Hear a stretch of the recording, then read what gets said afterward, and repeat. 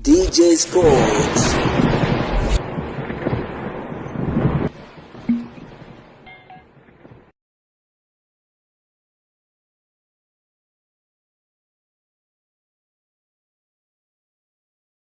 Hansi Rafaeli ameweza kutoa maoni yake kuhusiana na mchezaji striker wa klabu ya Wekundu wa Msimbazi Simba, na hapa si mwingine tunamzungumzia Ibrahim Doumbia, moja kati ya mchezaji ambaye aliosajiliwa katika majira haya ya kiangazi, ambapo tumeweza kuona kwamba ana changamoto kadha wa kadha katika kuliona lango, lakini kumekuwa na mijadala mingi kuhusiana na ubora wa mchezaji huyo. Sasa kwa upande wa Rafaeli, yeye anasemaje? Na nukuu kile ambacho alichoweza kushare kupitia kwenye Instagram yake.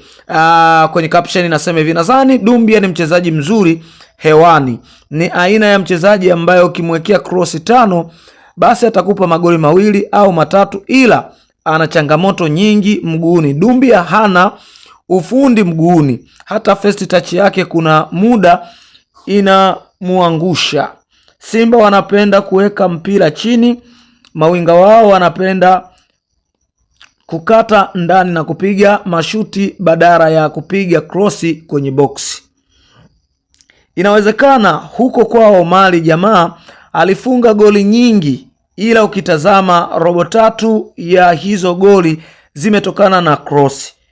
Kwa aina ya mpira wa Simba wanatakiwa kupata namba 9 mwenye ufundi mguuni, ambaye ana uwezo wa kutunza mali, kulinki up na kufunga magoli. Hapo sioni kama Doumbia anafiti kwenye hiyo kitu. Kama itapendeza, Mo amwage pesa, Simba warudi sokoni kusaka namba 9 mwingine.